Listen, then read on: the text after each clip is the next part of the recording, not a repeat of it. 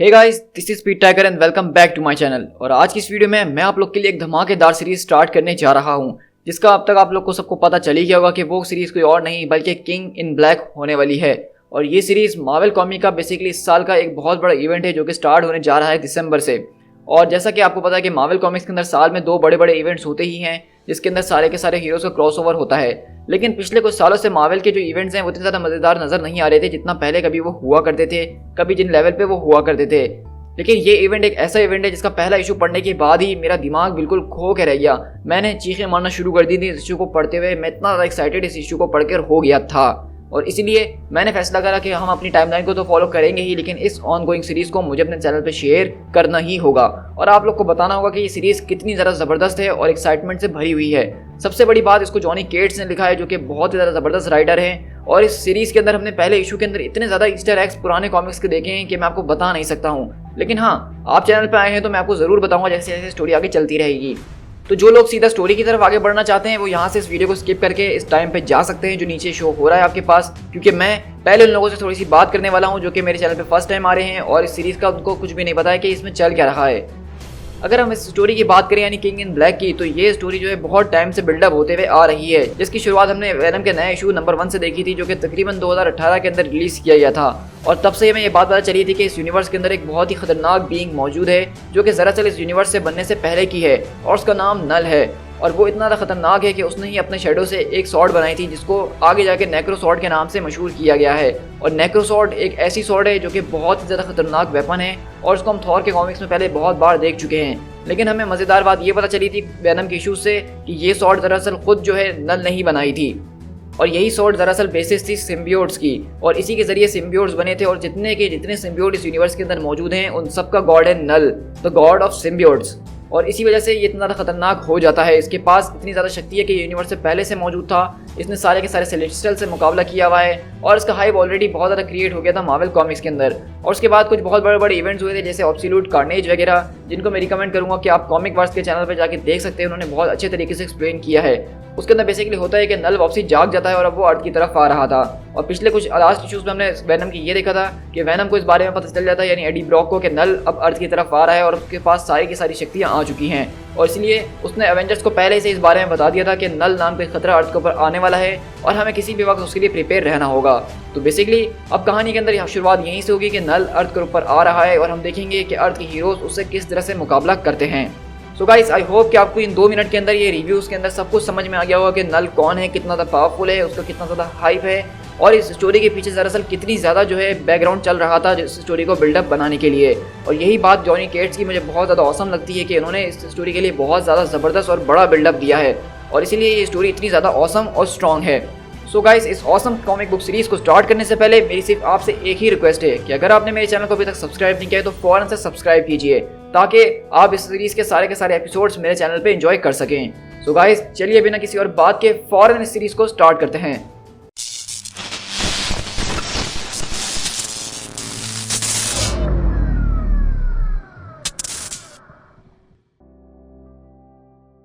कहानी की शुरुआत एडी ब्रॉक के साथ होती है जो कि न्यूयॉर्क सिटी के अंदर खड़ा हुआ होता है, और इस वक्त वो एक बिल्डिंग में खड़े होकर अपने आप से ये बातें कर रहा होता है कि वो आ गया है, मैं उसको फील कर सकता हूँ, वो मेरे अंदर चिल्ला रहा है, वो रात के अंधेरे से निकल कर आ रहा है, वो पूरी की पूरी क्रिएशन को चीरते हुए यहाँ पे आ रहा है। मुझे ऐसा लग रहा है कि वो मेरे बहुत ही करीब अब पहुँच चुका है।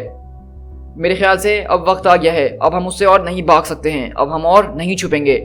हे कैप, इट्स मी, मैं एडी बात कर रहा हूँ, वक्त आ गया है। और इस तरह हम देखते हैं कि यहाँ पे एडी ब्रॉक सीधा जो है कैप्टन अमेरिका को ये बता रहा है कि यहाँ पे नल बस आ ही गया है। और इस तरह हम देखते हैं कि वहाँ से एडी उस बिल्डिंग से छलांग मारता है और अपने वैनम वाले रूप के अंदर आता है और स्विंग करता हुआ यहाँ से आगे बढ़ रहा होता है। और हम देखते हैं कि जैसे उसने कैप को अलर्ट दिया है नल के बारे में, तो वहाँ पे हम देखते हैं कि जितने एवेंजर्स होते हैं उन सब तक ये मैसेज पहुँच गया होता है। सबके मोबाइल बजना शुरू हो जाते हैं कि एक बहुत ही बड़ा खतरा आ रहा है और उसके लिए तैयारी शुरू कर दी जाए। और इस तरह साथ में हमें एडी ये इस बारे में बता रहा होता है कि मैंने उन सबको बता तो दिया है, सारे के सारे हैंड्स इस वक्त डेक के ऊपर मौजूद हैं, हर कोई हीरो जिसकी हमें ज़रूरत पड़ सकती है हमने उसको अलर्ट कर दिया है। हमें किसी भी चीज़ के लिए यहाँ पे तैयार रहना ही पड़ेगा क्योंकि ये खतरा कोई आम सा खतरा नहीं है। मैं सेंस कर सकता हूँ कि मैं काफ़ी ज़्यादा नर्वस हो रहा हूँ और मेरा सिम्बियोट वो भी काफ़ी ज़्यादा इस वक्त घबराया हुआ है क्योंकि इससे पहले हमने कभी इस तरह के खतरे का सामना नहीं किया था। लेकिन इस चीज़ से भी ज़्यादा एक चीज़ है जो मुझे डरा रही है, और वो चीज़ है कि मैं ये सब कैसे करूँगा।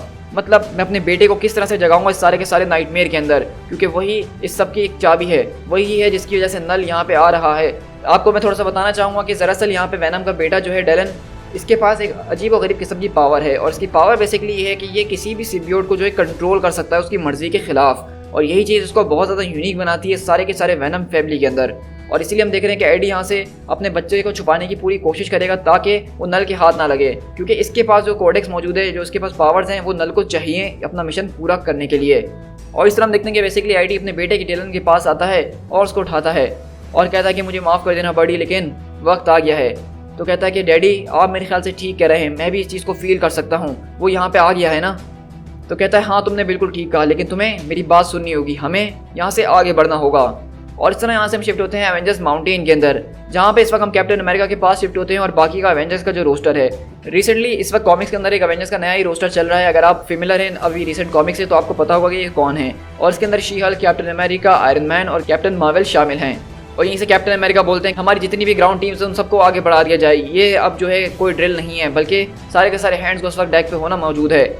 तो बताओ टोनी तुम्हारे पास क्या अपडेट है हमारे लिए। तो टोनी स्टार्क यानी आयरन मैन बताता है कि कहना कुछ मुश्किल है कैप्टन, क्योंकि जो इन्फॉर्मेशन हमें ब्रॉक ने दी है उसके मुताबिक नल और उसके सिम्बियोट जो हैं वो कोई हीट सिग्नेचर अपने पीछे नहीं छोड़ के जाते हैं, जिसकी वजह से उनको ट्रैक करना बहुत ज़्यादा मुश्किल हो जाता है। लेकिन खैर घबराने वाली कोई बात नहीं है, क्योंकि मैंने आसमान के अंदर माइंस बिछा के रखी हुई हैं, जैसे ही वो हमारे करीब भी आएंगे तो हमें फ़ौरन पता चल जाएगा। तो कैप्टन बोलते हैं अच्छा वाकई में तुम उस चीज़ को ये बुला रहे हो। तो कहता है हाँ कैप्टन, मैं इसको सिल्वर लाइनिंग्स बुलाना पसंद करूँगा। हमारे अर्थ के एटमॉस्फेयर के बाहर स्पेस के अंदर स्क्रल और क्री वॉरशिप्स का बहुत ही बड़ा आर्माडा बेकार पड़ा हुआ था, और वो वही चीज़ है जिसकी मुझे ज़रूरत थी। मैंने उनको एक काम की चीज़ के अंदर बदल दिया है। तो कैप्टन बोलते हैं कहीं तुम्हारा मतलब ये तो नहीं कि तुमने उन सारे के सारे शिप्स को एक बॉम्ब के अंदर बदल दिया है। तो कहता है हाँ कैप्टन, आप तो जानते हैं कि मेरी पुरानी आदत है चीज़ों को बॉम्ब में बदलना। और हाँ, बॉम्ब से याद आया हमारे बिग मैन के बारे में क्या खबर है। तो कैप्टन बोलते हैं कि हाँ उसका इंतजार मैं अभी तक कर रहा हूँ, लेकिन अभी तक मुझे उसकी तरफ से कोई अपडेट नहीं मिली है। लेकिन यहीं से कैरल बोलती है कि हेड्स अप गाइस, एक अच्छी खबर है और एक बुरी खबर भी है। लगता है कि हम लोगों ने उनको ढूंढ लिया, और बुरी खबर ये है कि मेरे ख्याल से हमें इससे ज़्यादा बड़े बॉम्ब्स की ज़रूरत पड़ने वाली है, क्योंकि अगले पल हम स्पेस के अंदर शिफ्ट होते हैं, जहाँ पे देखते हैं कि एक बहुत ही बड़ा होड़ यहाँ पे अर्थ की तरफ आ रहा होता है, जो कि नल अपने साथ लेकर आ रहा है। ये सारे के सारे सिम्बियोट्स हैं जो कि चिमगादड़ की तरह आपको लग रहे होंगे, लेकिन ये साइज़ में बहुत ही ज़्यादा बड़े और ख़तरनाक हैं। और हम देखते हैं कि यहाँ पे वो एक एक करके उस जहाज से टकराना शुरू करते हैं। तो टोनी बोलता है ओ कैरल रहने भी दो, तुम्हें लगता है कि मेरी टैग इनके आगे कुछ भी नहीं है, ये उनको भून के रख देगी, फायर। और इस तरह हम देखते हैं कि टोनी जैसे ही वहाँ पे फायर बोलता है तो आसमान के अंदर एक जोरदार धमाका होता है, और वो सारे के सारे सिम्बियोट्स जल के राख होना शुरू हो जाते हैं। और यहाँ से हम लोग साथ में शिफ्ट होते हैं एडी और उसके बेटे डिलन के पास, जहाँ पे वैनम को ये सब चीज़ें फील होना शुरू हो जाती हैं और वो हर्ट हो रहा होता है, और कहता है कि एडी तुम्हें महसूस हो रहा है कि वो साहब करीब आ रहे हैं। और हम देखते हैं कि टोनी यहाँ पे काफ़ी ज़्यादा एक्साइटेड होता है और कहता है कि ये हुई ना बात, मैंने तुमको ख़त्म ही करके रख दिया। लेकिन यहीं से एडी बोलता है कि टोनी मुझे नहीं लगता कि तुमने जो करा है उससे कुछ भी फ़र्क पड़ने वाला है। हाँ मानता हूँ तुमने हज़ारों का काम तमाम कर दिया होगा, लेकिन इससे कुछ भी नहीं बदलने वाला है। ये बहुत ही ज़्यादा हैं, तुम चाहे कुछ भी करने की कोशिश कर लो उनको नहीं रोक सकते हो।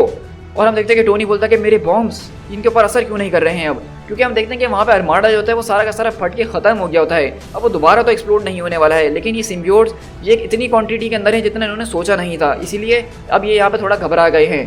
तो वहीं पे कैप्टन कैरल और शी हल्क को लेते हुए बोलते हैं कि चलो टीम्स, हमें यहाँ से आगे बढ़ना होगा, ये कोई ड्रिल नहीं है पीपल, ये सच में हो रहा है, हमें आगे बढ़ना होगा। और इस तरह हम देखते हैं कि शहर के बाहर का नज़ारा वो बिल्कुल ही एक अलग नज़ारा होता है, जहाँ पे आसमान से सिम्बियोट की बारिशें हो रही होती हैं और वो ज़मीन पे गिर गिर के फट रहे होते हैं, वहाँ पे आग लग रही होती है। और इस तरह हमारी शुरू होती है कहानी द किंग इन ब्लैक। यहीं से हम शिफ्ट होते हैं एडी ब्रॉक और डिलन के पास, जहाँ पे एडी हमें बताता है कि मैं इस वक्त अपने बेटे को छुपाने के लिए एक जगह पे लेके जा रहा हूँ, और इस जगह का सेफ एक्सेस मुझे जो है पीटर पार्कर ने दिया है। दरअसल ये बंकर उसके लिए एसिकेल नाम के एक आदमी ने बनाया था, जो कि न्यूक्लियर वॉर से बचने के लिए बनाया गया है बेसिकली, और अब मेरे पास कोई और रास्ता नहीं है, इसलिए मुझे इसको यहाँ पे छुपाना होगा। तो हम देखते हैं कि दरअसल यहाँ पे एडी जो है अपने बेटे डिलन को यहाँ पे इस बंकर के अंदर छुपा रहा है, ताकि वो हर चीज़ से उसको सेव रख सके। लेकिन आप जानते हैं कि डिलन किस तरह का है, यानी जैसा बाप वैसा बेटा, और वो कहता है कि डैडी मैं आपकी सब में मदद कर सकता हूँ, आप जानते हैं कि मेरे पास जो शक्तियाँ हैं उससे मैं सिम्बियोट्स को कंट्रोल कर सकता हूँ, तो मेरे ख्याल से इस जंग के अंदर मैं ही आपका सबसे ज़बरदस्त वेपन हूँ। देखो डिलन, बस बहुत हो गया है, मैंने तुमसे वादा करा था कि चाहे कुछ भी हो जाए, किसी भी कीमत के ऊपर मैं तुम्हें जिंदा रखूंगा और तुम्हें प्रोटेक्ट करूंगा बेटा, और मुझे ये करना ही होगा, तो प्लीज़ मुझे इससे रोको नहीं। ये सारी की सारी ज़िंदगी तुम्हारी नहीं है, ये सारी की सारी फाइट मेरी है, ये सारी मेरी गलतियाँ हैं और मैं नहीं चाहता कि जो गलतियाँ मैंने करी हैं, जो चीज़ मुझे भुगतनी चाहिए उसकी सज़ा तुम्हें मिल रही हो। तो बेसिकली यहाँ पे एडी जो है उसको डिलन के पावर्स के बारे में पता तो है, लेकिन इसकी पावर्स बहुत ही ज़्यादा नहीं है, इसको अच्छी तरीके से चलाना नहीं आता है और इसी वजह से एडी जो है इस बात का रिस्क नहीं लेना चाहता है कि वो उसको मेन जंग के अंदर ले आए और वहाँ पे वो सब कुछ गवा बैठे, और इसलिए वो उसको इस बंकर के अंदर बंद करके जा रहा है और कहता है कि मैं यहाँ से जा रहा हूँ और मैं सब कुछ खत्म कर दूंगा। प्लीज़ मैं तुमसे सिर्फ एक ही बात चाहता हूँ और तुम्हें वो करनी ही होगी, तुम यहाँ अंदर रहो, इस दरवाजे को अच्छी तरीके से बंद कर लो और अगर मेरे अलावा कोई और आए तो इस डोर को कभी मत खोलना। तो वहीं से डिलन बोलता है कि डैड ज़रा मेरी बात सुनिए, प्लीज़ आप लौट के वापसी आइएगा, प्लीज़ मैं आपके बगैर नहीं रह सकता हूँ।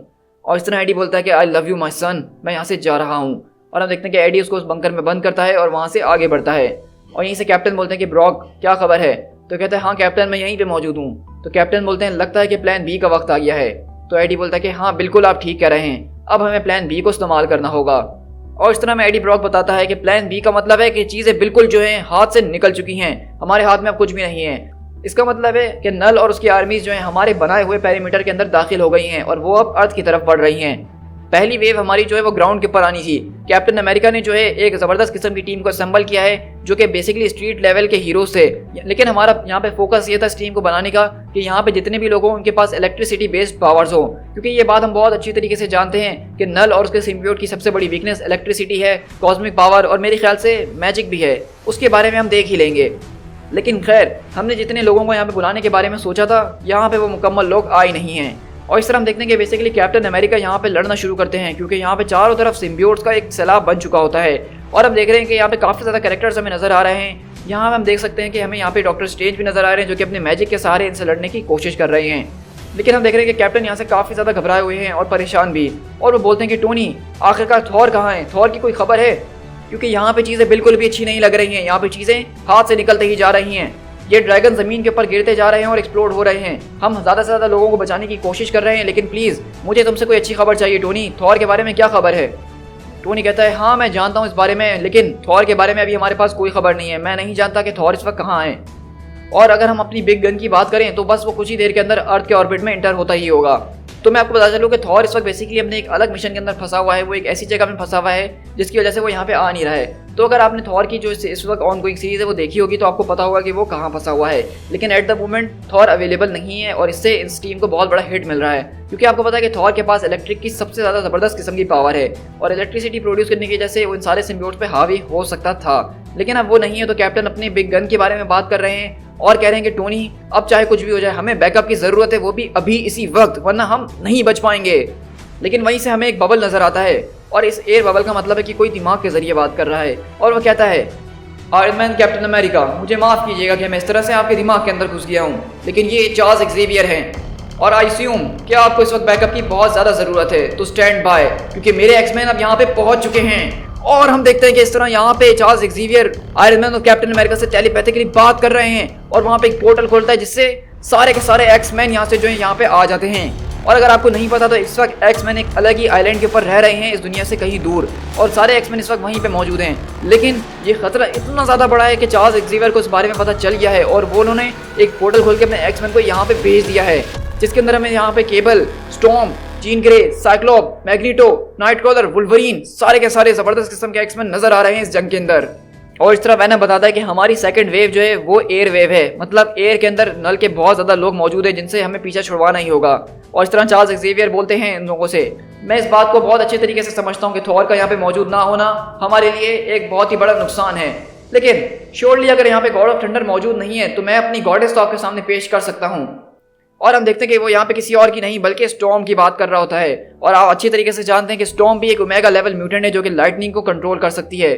और स्टॉर्म कहती है कि प्लीज चार्ल्स मैं यहाँ पे कंसंट्रेट करने की कोशिश कर रही हूँ। और इस तरह हम देख रहे हैं कि बेसिकली यहाँ पे अब खतरा इतना ज़्यादा बढ़ चुका है कि एवेंजर्स और एक्समैन दोनों मिलकर आपस में अब काम कर रहे हैं। और यहीं से हम एडी के पास शिफ्ट होते हैं, यानी वैनम के पास। जब यहाँ पे ये सब कुछ हो रहा होता है तो एडी अपने एक अलग ही प्लान के ऊपर काम कर रहा होता है और यहीं से एडी हमें बता रहा होता है कि ये प्लान दरअसल ये है कि जब एब्सोल्यूट कार्नेज का इवेंट हुआ था तो उसके अंदर कार्नेज ने जो है इस जगह को चूज़ किया था और यहाँ से बैठ के उसने सारे के सारे अपने लोगों को कंट्रोल करना चाहा था। अब वैनम जो है बेसिकली उसकी ही बनाई हुई चीज़ को एक्सेस करने की कोशिश कर रहा है ताकि वो अपने सिम्बियोट को इससे कनेक्ट करे और इसके जरिए जो नल के सिम्बियोट्स हैं उनके ऊपर कंट्रोल हासिल करने की कोशिश करे। मतलब अगर देखा जाए तो ये सिर्फ एक थ्योरी है, वैनम को इस बारे में श्योर नहीं है कि ये चीज़ वाकई में काम करेगी कि नहीं, लेकिन वैनम इस बात को अच्छी तरीके से जान गया है कि अब उनके पास जो ऑप्शन है वो बहुत कम रह गए हैं। अगर स्टॉर्म उनको कुछ देर के लिए रोक भी पाती है, लेकिन इसके अलावा अगर स्टॉर्म नाकामयाब हो गई तो उनके पास कोई और मौका नहीं होगा। तो इसलिए वैनम को उन सिम्बियोट्स को कंट्रोल करके अपनी ही एक आर्मी बनानी होगी ताकि कम से कम वो नल से कुछ मुकाबला, कुछ सामना तो कर ही सकें। और हम देखते हैं इस तरह एडी जो है वहाँ पे कार्नेज के बनाए हुए थ्रोन के ऊपर आके बैठता है और अपने आप को उससे जोड़ लेता है और कहता है कि बस बहुत हो गया, अब टाइम खत्म हुआ सोचने का, हमें ये करना ही होगा। यहीं से हम शिफ्ट होते हैं डॉक्टर स्टीवन स्ट्रेंज के पास। मैं डॉक्टर स्ट्रेंज सारे के सारे रेडियोस के ऊपर बात कर रहा हूँ जो कि दिमागी और स्पिरिचुअल लेवल के ऊपर मौजूद हैं। क्या सबको मेरी आवाज़ आ रही है? मैं बताना चाहूँगा कि ये ड्रैगन्स बहुत ही ज़्यादा खतरनाक किस्म के ड्रैगन्स हैं जिनसे मैंने आज तक कभी मुकाबला नहीं किया है। मैं अपने मैजिक बैरियर्स को जितनी देर में कास्ट करता हूँ उतनी देर में वो उस बैरियर को तोड़ भी रहे हैं। मुझे नहीं लगता कि मैं इनको ज़्यादा टाइम तक रोक सकता हूँ। तो यहीं से हम देखते हैं कि एडी बोलता है, हाँ स्ट्रेंज, मैं तुम्हें देख भी सकता हूँ और सुन भी सकता हूँ उनके थ्रू। मुझे बस इसके कोर तक पहुँचना होगा, मुझे इनके कोर तक पहुँचना होगा ताकि मैं इनको कंट्रोल कर सकूँ। और यहीं पर हम स्टॉर्म देखते हैं जो कि अपना पूरा का पूरा पोटेंशियल यहाँ पर लगा रही होती है। यहाँ पे इस वक्त वाहिद स्टॉर्म एक ऐसी सुपर हीरो है जो कि इनको थोड़ा बहुत नुकसान पहुंचा सकती है अपनी लाइटनिंग के जरिए, और वो भी कह रही होती है कि मैं इनको ज़्यादा टाइम तक नहीं रोक पाऊंगी, प्लीज़ किसी को कुछ ना कुछ तो करना ही होगा। और यहीं से स्टार्क बोलता है कि डैम इट, हम स्टेज को खोते जा रहे हैं, वो स्टेज के ऊपर हावी हो रहे हैं। ब्रोक, तुम क्या कर रहे हो? तुम्हें जो कुछ भी करना है फौरन जल्द से जल्द करना होगा। तो यहीं से हम देखते हैं कि एडी बोलता है कि हाँ स्टार्क, मैं तुम्हारी बात सुन रहा हूँ। मैं अंदर घुस गया उनके, मैं उनको देख सकता हूँ, मैं सब कुछ देख सकता हूँ टोनी की जो वो देख रहे हैं। ओ गॉड टोनी, तुम्हें भागना होगा, वो सिर्फ ड्रैगन्स या नल नहीं है, तुम लोग को वहां से भागना होगा। और अगले पल हमारा पेज शिफ्ट होता है यहाँ पे, जहाँ पे हम देखते हैं कि स्टार्क, कैप्टन, वुल्वरीन, स्पाइडरमैन सबके होश उड़ चुके होते हैं, क्योंकि उनके सामने जो चीज़ है वो ना आपने सोचा होगा ना मैंने कभी सोचा होगा। हम देखते हैं कि नल ने यहाँ पे सारे के सारे सेलेस्टियल्स को जो है अपने सिम्बियोट से काबू कर लिया है और वो सेलेस्टियल्स को लेके अर्थ के ऊपर अटैक कर रहा है। टोनी मेरी बात ज़रा गौर से सुनो, इस सब की शुरुआत जब हुई थी इन ड्रैगन्स, इन सिम्बियोट से पहले सबसे पहले दुश्मन जो थे नल के वो सेलेस्टियल्स है। और ऐसा लगता है कि यहाँ पे नल ने सेलेस्टियल रेस के ऊपर अपना काबू पा लिया, उन सबको हरा दिया है और अब वो उसके काबू के अंदर हैं। मतलब ओ माय गॉड, लिटरली हमें यहाँ पे ये बताया जा रहा है कि नल ने जो है सेलेस्टियल्स को अपने काबू में कर लिया है। सेलेस्टियल्स को, जो कि एक सेलेस्टियल अगर अपना एक हाथ ज़मीन के ऊपर रखे तो वो तबाह हो सकती है। और हम देख रहे हैं कि यहाँ पे ये सारे के सारे सेलेस्टियल जो कि इस वक्त सिम्बियोट से घिरे हुए हैं वो अर्थ के ऊपर आ रहे हैं हमला करने के लिए। और हम देखते हैं कि उसी सेलेस्टियल के अंदर से आवाज़ आती है, लगता है कि मेरे बीच तुम लोगों की रेपुटेशन ज़्यादा ही बिल्डअप हो चुकी है, तो इसलिए मैं अपनी तारीफें करके यहाँ पे वक्त ज़ाया नहीं करना चाहूँगा बिल्कुल भी। अब मैं तुम लोग को बताता हूँ कि मैं यहाँ पे क्या करने के लिए आया हूँ। मैं यहाँ पे तुम लोगों की दुनिया को ख़त्म करने के लिए आया हूँ। और इस तरह हम देखते हैं कि वहाँ पे नल, द गॉड ऑफ सिम्बियोट, अपनी एंट्री मारता है उस सेलेस्टियल के जरिए और कहता है, तब तक मैं चाहूँगा कि तुम लोग मेरे लिए उस आदमी को ढूंढ दो जिसका नाम ब्रूक है, तुम उसको मेरे पास ले आओ तो तुम लोगों को मैं बिना दर्द के आसानी से मौत दे दूंगा, सिर्फ मैं तुम लोगों से इतना ही चाहता हूँ। और इस तरह हम देखते हैं कैप्टन अमेरिका और ब्लैक पैंथर के पास शिफ्ट होते हैं, जहाँ पे कैप्टन बोलते हैं कि ऑल राइट एवरीवन, हमें यहाँ से वापसी मुड़ना होगा, गेट बैक एवरीवन। तो इसे टोनी बोलता है, क्या कैप्टन तुम यहाँ से रिट्रीट का बोल रहे हो? तो कैप्टन बोलते हैं कि ऑफ कोर्स टोनी, यहाँ पे गेम बिल्कुल बदल चुका है, हम इन सेलेस्टियल्स, इस नल के आगे नहीं टिक पाएंगे। और यहीं से नल बोलता है, वेल जरा इनकी तरफ देखो, मेरे स्वागत के लिए इतनी बड़ी पार्टी रखी है, हाउ नाइस, लेकिन अब आखिरकार तुम लोग हो कौन, मुझे बताओगे नहीं अपने बारे में? और इस तरह हम देखते हैं कि वहाँ पे सारे के सारे अर्थ बाउंड हीरोज खड़े हुए होते हैं उसके सामने। वहीं से टोनी इंटरप्ट करते हुए बोलता है कि कैप, हमारी बिग गन जो है वो अर्थ के एटमॉस्फेयर के अंदर आ चुकी है, तकरीबन 10 सेकंड के अंदर वो अर्थ पर पहुंचता ही होगा। तो वहीं से कैप्टन अमेरिका बोलते हैं कि वेल नॉर्मली हम वो लोग हैं जिनको लोग मरने से पहले आखिरी बार देखते हैं, लेकिन आज हम यहाँ खड़े होकर तमाशा देखेंगे। और इस तरह टोनी बोलता है, कैप्टन वो यहाँ पहुंच चुका है और आपके ऑर्डर्स का इंतजार कर रहा है, परमिशन टू एंगेज। और इस तरह हम देख रहे हैं कि यहाँ पे टोनी और कैप्टन अमेरिका किसी बिग गन की बात कर रहे हैं, कोई ऐसा इंसान जो कि इस वॉर का जो है तख्ता पलट के रख सकता है। अब ये इंसान कौन होने वाला है मैं आपके साथ रिवील करने ही वाला हूँ, लेकिन आप मुझे बताइए कमेंट्स के अंदर कि ये इंसान कौन हो सकता है। कैप्टन अमेरिका अगले पल बोलते हैं कि स्टार्क, इसमें पूछने वाली क्या बात है, परमिशन ग्रांटेड। और हम देखते हैं कि यहाँ पे कोई और नहीं बल्कि द सेंट्री आता है, सेंट्री। और कैप्टन बोलते हैं कि जाओ सेंट्री, बता दो कि तुम आखिर में हो कौन। और सेंट्री बोलता है कि यस सर कैप्टन, जैसा आप कहें ये मेरा प्लेजर होगा। और हम देखते हैं कि सेंट्री यहाँ पे अचानक कहीं से आ गया है और वो जबरदस्त किस्म से अपनी शक्ति इस्तेमाल करते हुए सोनिक बूम के साथ सारे के सारे सेलेस्टियल्स के सरों के आर पार जा रहा होता है और ये पूरे होड को बर्बाद करना शुरू कर देता है। जिस पे नल कहता है कि नहीं, तुम्हारी मैं जान ले लूंगा, मैं छोड़ूंगा नहीं तुम्हें ये सब करने के लिए। और हम देखते हैं कि अगले पल सेंट्री आता है और नल को पकड़ते हुए आसमान में ले जाता है और कहता है, हाय, मेरा नाम बॉब है, लेकिन तुम मुझे सेंट्री बुला सकते हो। लेकिन अगले बार हम देखते हैं कि वहां पे नल उसकी गर्दन पकड़ता है सेंट्री की और बोलता है, ओह, मुझे तुम्हारे सारे के सारे इंट्रोडक्शन की कोई जरूरत नहीं है। मैं तुम्हें बहुत अच्छे तरीके से जानता हूँ। मेरे होठ के जरिए मुझे पता चल गया कि तुम कौन हो। तुम वही हो ना जिसने एक बार कार्नेज को मारा था। अब मैं तुम्हें बताता हूँ कि मैं कौन हूँ। तो अगर आप लोग को पता नहीं है कि सेंट्री ने कार्नेज को कब मारा था, तो ये तकरीबन आज से 10-15 साल पहले कॉमिक्स के अंदर हुआ था, जब सेंट्री ने कार्नेज को स्पेस के अंदर जाके रिप अपार्ट कर दिया था। और ये एक बहुत ही पुराना ईस्टर एग है जो कि अब हमारे साथ यहाँ पे शेयर किया गया है। लेकिन हम देखते हैं कि यहाँ पे नल ने अब सेंट्री को पकड़ लिया होता है और वहाँ से वैनम चिल्ला रहा था कि ओ माय गॉड, वो उसको नहीं छोड़ेगा। और हम देखते हैं कि सेंट्री यहाँ पे चिल्ला रहा होता है और कहता है, नहीं, ये तुम मेरे साथ क्या कर रहे हो? तुम वॉइड को आज़ाद कर दोगे? नहीं, तुम उसको आज़ाद कर दोगे, रुक जाओ। लेकिन हम देखते हैं कि यहाँ पे नल जो है वो सेंट्री को पकड़ता है गर्दन से और उसकी गर्दन धड़ से अलग कर देता है खींच के। और ये सेम वैसा ही है जैसे एक बार सेंट्री ने एरीज को बीच में से 2 टुकड़े कर दिए थे। और हम देखते हैं कि यहाँ पे सेंट्री के 2 टुकड़े कर दिए नल ने एक हाथ से पकड़ के। और वो कहता है, मेरे बच्चे, मैं हूं Knull, lord of the abyss, god of the symbiote. और जो डार्कनेस तुम्हारे अंदर है, जिसको तुम वॉइड के नाम से बुलाते हो, वो डार्कनेस मेरे सामने घुटने टेकती है क्योंकि मैं ही हूं वॉइड। और इस तरह हम देख रहे हैं कि यहाँ पे नल ने बेसिकली सेंट्री को जान से मार दिया है। और वो ये बात बता रहा है कि जो इतने टाइम से सेंट्री को डराते आया है वॉइड, जो कि खुद में ही एक खतरनाक किस्म का विलन है, मार्वल कॉमिक्स के अंदर उसने सबकी नाक में दम करके रखा हुआ था, वो खुद जो है नल के सामने कुछ भी नहीं है। नल का ही वो एक छोटा सा पार्ट है और इसीलिए सेंट्री का काम 2 सेकंड के अंदर तमाम कर दिया। आप अंदाजा लगा सकते हैं कि ये कॉमिक कितना ज्यादा ओपी होते जा रहा है। और यहीं से आयरन मैन बोलता है कि कैप्टन, तुम लोगों को वहां से निकल नहीं होगा। क्या तुम लोग मुझे सुन रहे हो? तुम लोग को फौरन अभी के अभी वहां से निकलना होगा। अब हमारे पास कोई और ऑप्शन नहीं बचा है, हम इससे नहीं जीत सकते हैं, भागो। और अब हम देख रहे हैं क्योंकि इनका ये आखिरी ऑप्शन था सेंट्री को इस्तेमाल करना, और इनको लगा भी था कि सेंट्री इसमें इफेक्टिव होगा भी। और ऑनेस्टली सेंट्री का सरप्राइज मेरे लिए बहुत ज़्यादा बड़ा था। मैंने इस बात को एक्सपेक्ट नहीं करा था कि सेंट्री यहाँ पे आएगा और इस तरह से ज़बरदस्त किस्म की एंट्री मारेगा। लेकिन हमने देखा कि नल के सामने सेंट्री ऐसा हीरो भी कुछ नहीं है। लेकिन कैप्टन बोलते हैं कि टोनी नहीं, अभी भी एक चीज़ है जो हम कर सकते हैं, सिक्योर द सिटी। हम इस सिटी को बचाएंगे और जितने ज़्यादा लोगों को सुरक्षित रख सकते हैं क्लियर करने की कोशिश करेंगे। हम लोग यहीं पे मौजूद रहेंगे चाहे कुछ भी हो जाए, हम अवेंजर्स हैं, तो अवेंजर्स असेम। लेकिन वैसे नल बोलता है, बस हो गया, इतना ही, यही तुम्हारा लास्ट डेफिनेट था जिसके लिए तुम इतना ज़्यादा उछल रहे थे। वेल, मैं तुमसे ये तो ज़रूर कहना चाहूँगा कि मैं इसको देख के बिल्कुल भी इंप्रेस नहीं हुआ हूँ। मैंने सोचा था कि जब मैं अर्थ के ऊपर आऊँगा, माइटी अर्थ के ऊपर, तो वहाँ पे मुझे एक वर्दी बैटल मिलेगी। लेकिन अफसोस, तुम सब मेरे सामने कैसे ही टिक सकते हो? मैं तुम्हारी आर्मी से मिल चुका हूँ लिटिल वंस, अब मेरी बारी है, मेरी आर्मी से मिलो। और इस तरह हम देखते हैं कि वहाँ पे नल अपना एक इशारा करता है और ज़मीन से सारे के सारे सिम्बियोट्स वो एक्टिव हो जाते हैं और वो सारे के सारे जो हीरोज अर्थ के ऊपर होते हैं यानी लैंड पे, उनको पकड़ना शुरू कर देती है। तो वहीं से कैप्टन अमेरिका बोलते हैं कि जो लोग ग्राउंड से हट सकते हैं फौरन हटे। स्पाइडरमैन बोलता है कि गाइस होल्ड ऑन, मैं शायद मदद कर सकता हूँ। तो कैप्टन बोलते हैं कि नहीं स्पाइडरमैन, तुम फौरन यहाँ से बाहर निकलो और मदद लेके वापसी आओ। वहीं से आर्मी बोलता है कि कैप्टन, मैं आपको खोते जा रहा हूँ, आखिरकार वहाँ पे सब चल क्या रहा है? तो वहीं से हम देखते हैं कि नल बोलता है कि ये हुई ना बात, अब मुझे काफ़ी ज़्यादा मज़ा आएगा, अब कोई और डिस्टर्बेंस नहीं होगी मेरे और इस अर्थ के बीच में। और इस तरह हम देखते हैं कि वहाँ पे सारे के सारे हीरोज जो हैं उनको सिम्बियोट अपने अंदर डुबो लेते हैं और कहता है कि बस अब आसमान की डिस्ट्रैक्शन भी बहुत हो गई है, मैं इसको और बर्दाश्त नहीं करूँगा। तुम्हारे अर्थ का सूरज अब नहीं, तुम्हारे सितारे अब नहीं, तुम्हारी रोशनी अब नहीं। क्या खूबसूरत नज़ारा लग रहा है ना अब। और इस तरह हम देखते हैं कि नल वहाँ पे अर्थ को जो है सिम्बियोट से कवर कर देता है, यानी कि ना वहाँ पे कोई रोशनी एंटर हो सके, ना कोई सितारे की रोशनी, ना किसी सूरज की रोशनी, और मुकम्मल डार्कनेस हो जाए वहाँ पे। क्योंकि नल जो है उसको डार्कनेस से बहुत ही ज़्यादा प्यार है, डार्कनेस के अंदर ही उसकी सारी की सारी शक्तियाँ हैं। और यहीं से हम देखते हैं कि स्टॉर्म बेचारी चिल्ला रही होती है और कहती है, चार्ल्स, टोनी, क्या कोई मुझे बताएगा यहाँ पे इस वक्त चल क्या रहा है? तो वहीं से बोलता है कि नल, डियर गॉड, उसने अभी हमारी पूरी अर्थ सिम्बायोटिक डोम से जो है ढक दिया है। मुझे हर तरफ से रिपोर्ट्स मिल रही हैं, वकांडा, लेटवेरिया, जापान, हर जगह यही एक जैसा माहौल है। तो वहीं से स्टॉर्म बोलती है कि ठीक है, लेकिन मुझे बताओ कि मैं क्या करूँ, मुझे एक प्लान की ज़रूरत है, मैं ज़्यादा टाइम तक यहाँ नहीं रोक सकती हूँ उन लोगों को। लेकिन वहीं पर नल की नज़र अगले पल स्टॉर्म पर पड़ती है क्योंकि वो बिजली चमका के इसको काफ़ी ज़्यादा नुकसान पहुँचा रही होती है।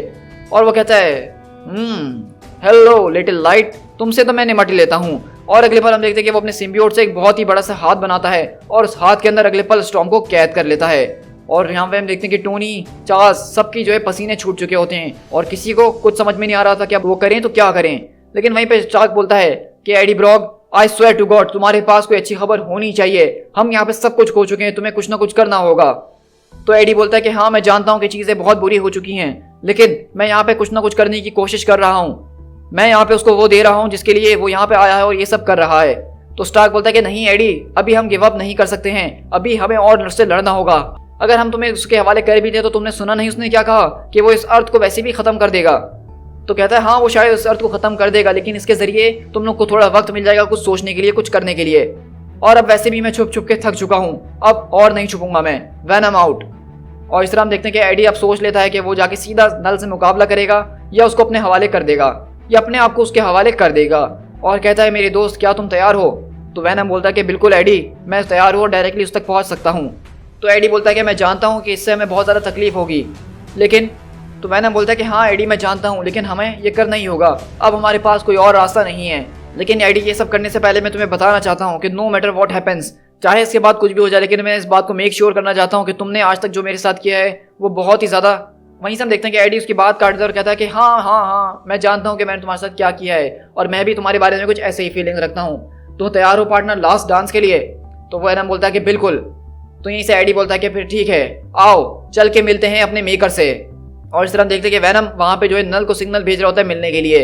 और वहीं पे हम देखते हैं कि अगले पल नल आता है और बोलता है लिटिल वन मैंने तुम्हारी पुकार सुन ली है, आओ मेरे पास मुझे ज्वाइन करो, आओ मैं तुम्हें दिखाता हूँ कि मैंने यहाँ पे क्या बनाया है तुम लोगों के लिए। देखो ये अंधेरा कितना खूबसूरत है, इस अंधेरे के अंदर थोड़ी बहुत लाइट मौजूद है ऑलरेडी, लेकिन वो भी बहुत जल्द अब खत्म होने वाली है। तो वहीं से वेनम बोलता है कि प्लीज इस सब को बंद करो, तुम मुझे ले जाओ अपने साथ जिसके लिए तुम आए थे और ये सब खत्म कर दो। तो वहीं से नल बोलता है कि जरा एक मिनट, मैं तुम्हें जानता हूँ, तुम तो वही होस्ट हो जिसने मेरे ड्रैगन को बीट अप किया था, लेकिन मुझे तो लगा कि मैंने तुम्हें मार दिया है। ओह मुझे माफ़ कर देना, लगता है कि मैंने समझाने में तुम लोग को थोड़ी सी गलती कर दी है, तुम लोग कंफ्यूज हो गए हो। तो वहीं से वेनम बोलता है कि तुम किस बारे में बात कर रहे हो, तुम्हें मैं चाहिए तो और मैं यहाँ पे आ गया हूँ। कहता है कि नहीं नहीं मेरी गलती है मानता हूँ, लेकिन रियली मैं यहाँ पे तुम्हारे लिए नहीं आया था, मुझे इस बात को स्पेसिफाई कर देना चाहिए था कि मैं कौन से ब्रोक के लिए आया हूँ। और यहाँ पे दरअसल नल इसकी नहीं बल्कि इसके बेटे डिलन की बात कर रहा था, डिलन ब्रोक की। और वेनम बोलता है कि नहीं नहीं नहीं नहीं ये नहीं हो सकता है, तुम यहाँ मेरे लिए आए थे, मैं तुम्हारे सामने हूँ, तुम्हें लड़ना है तो मुझसे लड़ो, मेरे बेटे को सबसे दूर रखो, प्लीज़ मुझे अपने साथ ले जाओ, मेरे बेटे को छोड़ दो। लेकिन हम देखते हैं वो बोलता है नहीं ऐसा नहीं हो सकता है। और अगले पल हम देखते हैं कि वो वहाँ से एडी ब्रोक का सिम्बियोट एक हाथ से खींच के उससे अलग कर देता है। मैं अपने बच्चे को अपने पास वापसी लेता हूँ और उसके बाद तुम्हारे बच्चे को भी मैं अपने पास ले ही लूँगा, आई एम अफ्रेड, लेकिन इन सब के बीच मुझे तुम्हारी बिल्कुल भी ज़रूरत नहीं है होस्ट। तो वहीं से एडी बोलता है कि नहीं नहीं प्लीज़ ये सब मत करो। लेकिन हम देखते हैं कि नल अगले पल वहाँ पे एडी ब्रोक को जो है आसमान की ऊंचाई से नीचे ज़मीन के ऊपर फेंक देता है बिना उसके सिम्बियोट के। To be continued. So guys यहाँ पे हमारा किंग इन ब्लैक का इशू नंबर 1 खत्म होता है। अब आपको पता है कि ये सीरीज अभी शुरू हुई है और ऑन गोइंग सीरीज है, तो इसके एपिसोड्स वीकली आएंगे और हमें जो है काफ़ी टाइम बाद इसका इशू नंबर 2 मिलेगा। लेकिन मैंने सोचा है कि इसको हम बेसिकली ऐसा संडे सीरीज अपनी इस चैनल पे शुरू करेंगे और इसकी जो कुछ भी बीच में टाई-इन्स आ रहे होंगे जो मुझे लगेगा स्टोरी में बहुत ज़्यादा इंपॉर्टेंस रखते हैं, तो मैं उनको उस चैनल के ऊपर शेयर ज़रूर करूँगा। क्योंकि आप जानते हैं कि मैं अपने चैनल के ऊपर कोई भी सीरीज़ अगर शेयर करता हूँ तो उसकी टाई-इन्स को इंपॉर्टेंस देता हूँ, जो कि मोस्ट ऑफ द चैनल्स पे इसको इग्नोर कर दिया जाता है। लेकिन इसके हवाले से जो कोई भी इसके इंपॉर्टेंट टाई-इन्स होने वाले हैं वो भी मैं अपने चैनल पे शेयर करूँगा। और आई होप कि आपको ये वीडियो बहुत ज़्यादा पसंद आई होगी। मतलब इस इशू को पढ़ते हुए मैं यहाँ पे चीख रहा था, मेरी एक्साइटमेंट इतनी बढ़ गई थी कि मेरे घर वाले मुझसे पूछ रहे थे यार भाई क्या हो गया है, कुछ हुआ हो या ना हुआ हो। लेकिन इस कॉमिक के अंदर सेंट्री की इतनी ज़बरदस्त एंट्री देख के मैं पागल हो गया था। तो आप लोग मुझे कमेंट में बताइए कि आपने जब इस कॉमिक बुक को पहली बार पढ़ा तो आपका रिएक्शन कैसा था। अगर आप कॉमिक बुक फैन हैं मेरी तरह तो आप भी बिल्कुल पागल हो गए होंगे, अपनी कुर्सियों से उठ गए होंगे। सो गाइस मुझे पूरी उम्मीद है कि मैंने इस कॉमिक को आपके साथ बहुत ही ज़्यादा अच्छे डिटेल्ड और एक्साइटेड वे में जो है आपके साथ शेयर किया है। सो गाइस अगर आपको ये वीडियो पसंद आई है तो उसको लाइक ज़रूर कीजिएगा, अपने दोस्तों के साथ शेयर ज़रूर कीजिएगा और इस सीरीज़ के अगले एपिसोड्स देखने के लिए मेरे चैनल को सब्सक्राइब ज़रूर कीजिएगा। So guys this is speed tiger, मिलते हैं किंग इन ब्लैक के नेक्स्ट एपिसोड्स के साथ। Till then thank you so much.